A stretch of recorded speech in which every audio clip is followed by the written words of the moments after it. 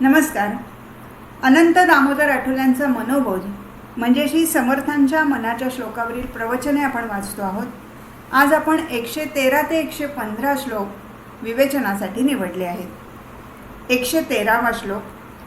जनिहित पंडित सांडित गेले, अहंता गुणे ब्रह्म राक्षेस झाले, तयाहुनी व्युत्पन्न तो कोण आहे, मना सर्व जाणे व सांडूनी राहे. शास्त्रकारांनी संतांनी स्वतःच्या वाङ्मयातून माणसाच्या हिताचे ते काय ते पुष्कळ सांगितले आहे.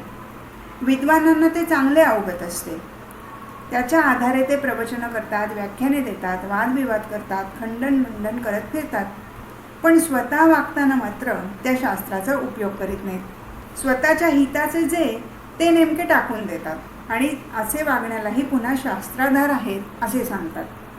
एका तज्ज्ञाने एका रोग्याला एक औषध लिहून दिले. रुग्णाने विचारले कसे वापरायचे. चिकित्सक गडबडीत होता. तो म्हणाला त्या बाटलीवर लिहिले असेल तसे करा. औषध आणले. बाटलीवर लिहिलेले होते कीप द बॉटल टाईटली कॉर्क्ड. हे चांगले ठळक होते. 20-25 दिवसानंतर भेट झाल्यावर वैद्याने विचारले काय म्हणते प्रकृती. आहे तशीच आहे. औषध आणलं नाहीत का. आणलं की. मग घेतलं ना.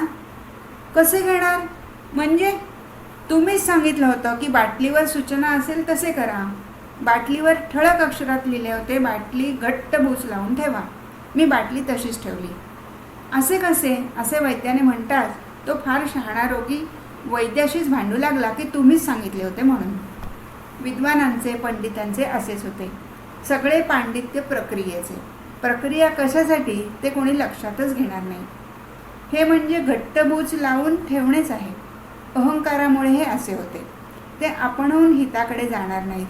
योगायोगाने क्वचित हितच त्यांच्यासमोर आले तर ते त्याला डावलून दुसरीकडे जाणार आणि तरी आपले चुकले असे त्यांना वाटणार नाहीच. हीच अहंता. माझ्यासारखा दुसरा कोणी शहाणा नाही. मला वाटते तेच योग्य आहे. माझ्या विरुद्ध कोणी असता कामा नये. कोणी तसा असेल तर तो मूर्ख. मीच कसा योग्य आहे हे त्याला पटवून दिलेच पाहिजे या विचाराने सदा वागणार. आयुष्य असेच जाते. असे पंडित मेले म्हणजे त्यांच्या अहंकाराच्या दोषामुळे ते ब्रह्मराक्षस होतात असे समर्थाने म्हटले आहे. भूतपिशाच्यांपैकी ब्रह्मराक्षस हा एक वर्ग आहे. या योनीतून लवकर सुटका होत नाही असे मानले जाते. श्री वामन पंडितांची एक गोष्ट प्रसिद्ध आहे. त्यांना वादविवाद करण्याची फार आवड. ते ठिकठिकाणी जाऊन वादामध्ये पंडितांना हरवीत आणि अजिंक्यपत्रे मिळवीत. त्यांना दिवसा मशाली लावून हिंडण्याचा मान होता असे म्हणतात. हा मान देणारा मोठा विनोदी असला पाहिजे. असो. वामन पंडित दिग्विजय करत हिंडत असताना त्यांना काही अडचणीमुळे एका पिंपळाच्या पारावर रात्र काढण्याचा प्रसंग आला. अपरात्री तिथे 2 भूते एकमेकांशी बोलत होती. एक त्या पिंपळावरच राहत होते. दुसरे पाहुणे आले होते. ते पाहुणे भूत म्हणत होते चांगला आहे रे हा पिंपळ. तुझ्या शेजारच्या दुसऱ्या फांदीवर मी राहू का. छे छे ती फांदी राखून ठेवली आहे. कोणाकरता. वामन पंडिताकरता. हा अहंकारी विद्वान जयपत्रे मिळवीत हिंडत असतो. तो मेल्यावर ब्रह्मराक्षस होणार आहे.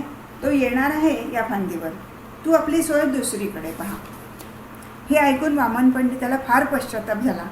ते अहंकार टाकून श्री रामदास स्वामींना शरण गेले. सर्व इतिवृत्त त्यांनी त्यांना कळवले आणि अभय मागून बोध करण्याची विनंती केली. ते पुढे मोठे भगवत भक्त म्हणून प्रसिद्ध झाले. अहंकारामुळे पांडित्य निरुपयोगी ठरते.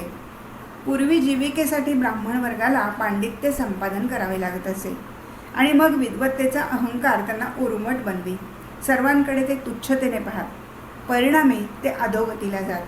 म्हणून श्री तुकोबाराय आपल्या एका अभंगात म्हणतात बरा देवा कुणबी केलो, नाहीतरी दंभेची असतो मेलो, भले केले देवराया, नाचे तुका लागे पाया, विद्या असती काही तरी पडतो अपायी, सेवा चुकतो संतांची नागवण हे फुकाची, गर्व होता ताठा जातो यमपंथे वाटा, तुका म्हणे थोरपण नरक होतो अभिमाने. विद्वत्तेशी विद्येशी थोरपणाशी विरोध नाही. त्यात जे आहे तो अभिमान गर्व आणि ताठा. विद्वत्तेने खरे म्हणजे नम्र असायला हवे. विद्या विनयाने शोभते असे म्हणतात. विद्या म्हणजे ज्ञान, ज्ञान ईश्वराचे अस्तित्व पटवून देते, त्याचे सामर्थ्य, त्याचे सर्वज्ञत्व सांगते, त्याच्या स्वरूपाचा बोध करते. आता या ईश्वरी सत्तेपुढे कोणी मोठा, श्रेष्ठ, थोर, विद्वान ठरणे शक्य आहे का? वेद ही ज्यांची निश्वसते आहेत, त्याच्याहून अधिक शहाणापण कोणाजवळ असणे शक्य आहे?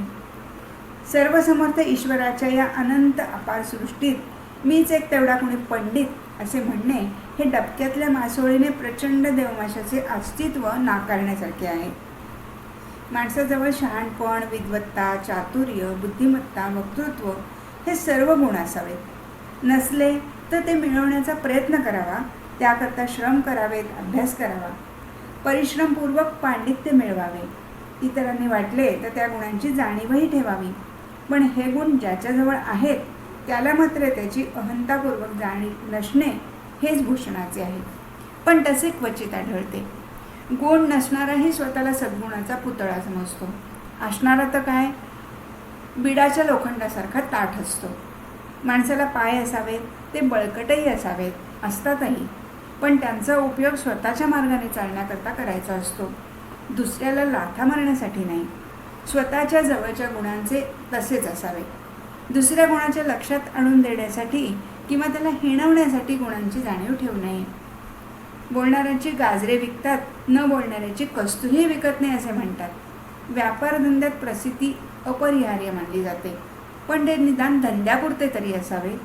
तो स्वभाव होऊ नये, त्याला लोकेशनेचे स्वरूप येऊ नये, पण तेवढे तारतम्य राहत नाही. अलीकडे तर आपल्या गुणांची दुसऱ्याला जाणीव करून देणे हेच महत्त्वाचे मानले जाते. एका लेखकाने स्वतःचे एक नवीन लिहिलेले पुस्तक वृत्तपत्राकडे अभिप्रायाकरता पाठवले. एक संपादक त्याला वाटेत भेटले आणि आपणहून म्हणाले, अहो, बरेच दिवस झाले, तुमच्या पुस्तकावर अभिप्राय द्यायचा राहिला आहे. ठीक आहे, येऊ द्या सावकाश. का असे करता? काय, तुम्हीच लिहून पाठवा ना. अहो, असे कसे, ते योग्य नाही. सगळे असेच करतात. आम्ही ते काटछाटून प्रसिद्ध करतो. अभिप्राय देणारी अधिकाराची माणसं तरी कुठे आहेत? आमच्याकडे अलीकडे पुस्तकं येतात, ती प्रशंसापर अभिप्रायाचे कागद घालूनच. तुमचेच एक नुसते आले म्हणून मागे पडले. त्या लेखकाने आपली पुस्तके पुन्हा अभिप्रायाकरता कुठे पाठवलीच नाहीत. हे आत्मप्रसिद्धीचे युग आहे, असे केलेच पाहिजे, नाही तर मागे पडावे लागेल असे लोक मानतात. स्वतःला ते करता येत नसेल तर कोणा प्रशंसा करणाऱ्याची नियुक्ती केली पाहिजे. त्याकरता सध्या पुष्कळ विद्वान भाड्याने मिळण्यासारखे असतात.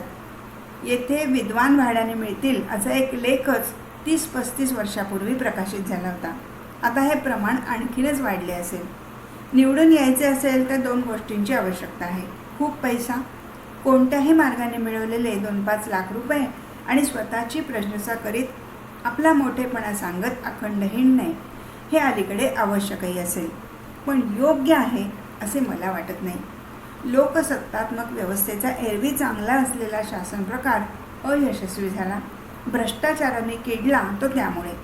ज्याच्याजवळ चांगले गुण आहेत त्याला लोकांनी आपणहून निवडून दिले असते तर लोकराज्य कल्याणकारी ठरले असते.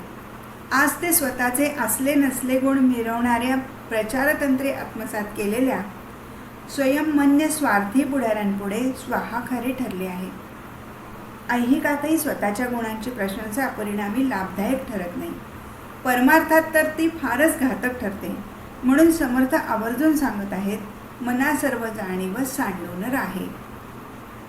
114वा श्लोक.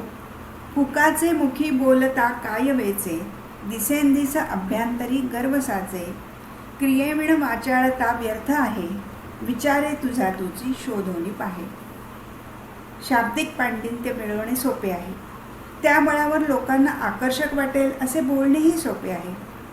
आजकाल मुद्रण विपुल असल्यामुळे निरनिराळे सूचीकोश, संदर्भकोश, विषयवारीने संग्रहित सुभाषिते, संतांच्या वचनांचे संग्रह कोणालाही सहज उपलब्ध आहेत आणि त्यांच्या सहाय्याने त्या मनाने अगदी थोडे श्रम करून वक्तृत्व रंगवणे सोपे आहे. पण हे सर्व बोलणे फुकट आहे. नुसते बोलायला काय लागते, त्याचा काही उपयोग नाही. थोडे बरे बोलता आले, काही पाठांतर असले, विषयानुर्धाने संत वचनाचे पुरावे एकामागून एक दिले की सामान्यजन आकृष्ट होतात. वाहवा मिळते, लौकिक मिळतो. व्याख्याने प्रवचनाकरता आमंत्रणे येतात, लोक भजनी लागतात, मानसन्मान मिळतो, महंती वाढते.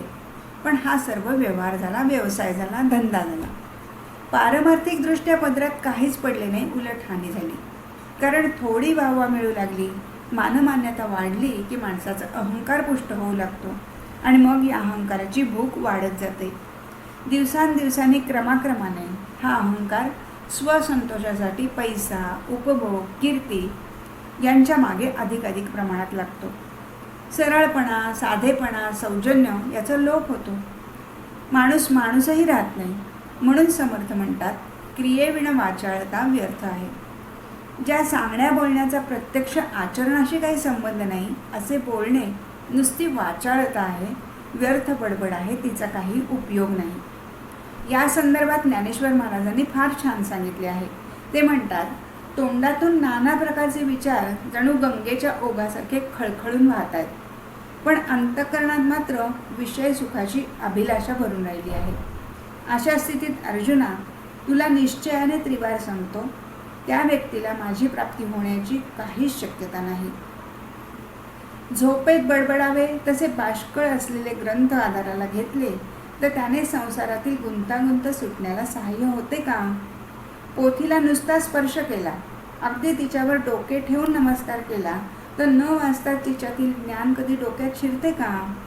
एखाद्याचे डोळे घट्ट बांधले आणि सुंदर तेजस्वी असे गोल मोठे मोती त्याच्या नाकाला लावले तर त्या मोत्याची किंमत त्याला करता येते का?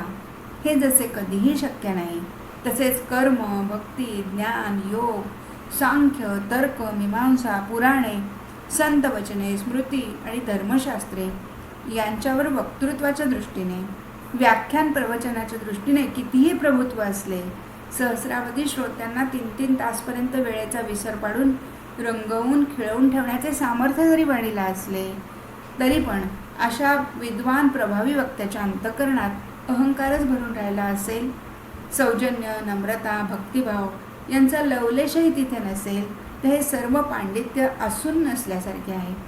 या पंडिताने कोट्यावधी जन्म जरी घेतले तरी तो माझ्यापर्यंत येऊन पोचण्याची थोडीही शक्यता नाही. नुसती वाचाळता का नसावी हे यावरून स्पष्ट होते. 4 वेद मुखोद्गत असलेल्या अहंकारी ब्राह्मणापेक्षा केवळ 1 गायत्री मंत्र तेवढा येत असलेला पण सदाचारी ब्राह्मण श्रेष्ठ आहे असे म्हणूनही म्हटले आहे. निरहंकारी, सद्वर्तन, नम्र सदाचरण परमार्थात तर काय, पण सुखी समाधानी संसारासाठी, भलेपणा मिळवण्यासाठी आणि व्यवहारातही उपयोगी आहे. आपण तसे आहो की नाही ज्याचे त्याला नक्की कळते. इतरांचे अभिप्राय दोन्ही दृष्टीने फसवे असू शकतात. दुसऱ्याने केलेली निंदास्तुती यथार्थ नसते. निंदा द्वेष मत्सरातून जन्माला येते. स्तुतीच्या मागे दंभ किंवा स्वार्थ असू शकतो. म्हणून मी कसा आहे हे माझे मलाच ठरवले पाहिजे. सत्य असत्याशी मन केले ग्वाही, मानियले नाही जनमता असे संतांनी म्हटले आहे. हे त्यासाठीच थोडे तटस्थपणाने पाहता आले की आपले दोष, आपल्या चुका आपल्या लक्षात येऊ शकतात. देह, इंद्रिय, मन यांच्याशी आपले तादात्म्य झालेले असते आणि म्हणून आपले जे आहे तेच आपल्याला योग्य वाटत असते. शांतपणाने थोडा साधक बाधक विचार केला तर आपले खरे खोटे आपल्याला कळू शकते आणि तेच प्रामाणिक असते. म्हणून समर्थ म्हणतात, तुझे तूच पहा पण विचाराने शोधून पहा. श्लोक 15. तुटे वाद संवाद तेथे करावा, विवेके अहंभाव हा पालटावा. जनी बोलण्यासारखे आचरावे, क्रिया पालटे भक्तिपंथेची जावे. 108व्या श्लोकापासून 8 श्लोकांचे हे प्रकरण चालू आहे. त्याचा उपसंहार या श्लोकाने होत आहे. सर्व प्रकरणाचे सार या श्लोकात ग्रथित झाले आहे. जिथे वाद तुटतो, निर्णय लागतो, ज्ञानात भर पडते, शंकाकुशंकाचे निरसन होते, खरे काय ते समजून येते, ते आचरणात कसे उतरवावे याची पद्धती कळते, इत्यादी लाभ ज्या चर्चेतून पडतात त्या चर्चेला संवाद म्हणतात. हा संवाद तेवढा करावा. एरवी खंडन मंडनाच्या भरीला पडून वादविवाद करू नये, त्याचा काही उपयोग होत नाही. अहंकार चांगलाच उद्दाम असतो. तो आपली चुकीची मतेही दुराग्रहाने सोडित नाही. कदाचित निरुत्तर होईल पण मतपरिवर्तन होणार नाही.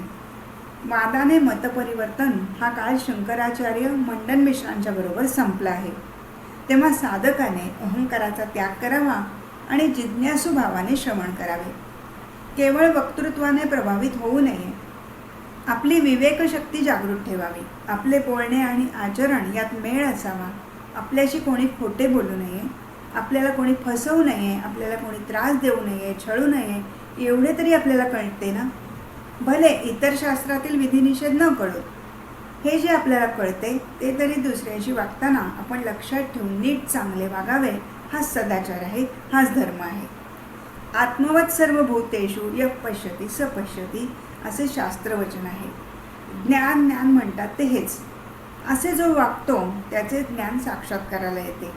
क्रियेमध्ये पालट व्हायचा असतो तो याच दृष्टीने. पालट झाला नाही तर भक्ती मार्गाला लागण्याचा अधिकारच प्राप्त होत नाही. हे सगळे एकदम साधणार नाही, पण प्रयत्न तरी त्या दृष्टीने सातत्याने करीत राहिले पाहिजे. इथे आळस नसावा, आत्मवंचना नसावी. दुर्वर्तनासह हरे राम उपयोगी पडत नाही. अधमपणाने वागतो आणि समाधी लागते हे संभवनीय नाही. अनाचार करीत असलेल्या व्यक्तीची कुंडलिनी कोणत्याही मार्गाने जागृत होण्याची शक्यता नाही. परमार्थ मार्गात कोणत्याही दिशेने प्रगती करून घ्यायची असली तरी क्रियेमध्ये पालट व्हावाच लागतो. वर्तन सुधारावेच लागते. इंद्रियांचे विषयोपभोग सन्मार्गीच लावावे लागतात. त्या दृष्टीने स्वतः प्रयत्नशील असावे लागते. एका गृहस्थाने आपल्या घरात जिकडे तिकडे हिमालयातील पवित्र तीर्थक्षेत्रांची, मंदिरांची आणि मनोहर निसर्गदृश्यांची सुंदर सुंदर चित्रे लावून ठेवलेली होती. असे का म्हणून विचारल्यावर गृहस्थाने उत्तर दिले, मला हिमालयाची फार आवड आहे. चित्रांमुळे तिथे गेल्याचा आनंद मिळतो. स्वतः गृहस्थ कधी ऋषिकेशलाही गेला नव्हता.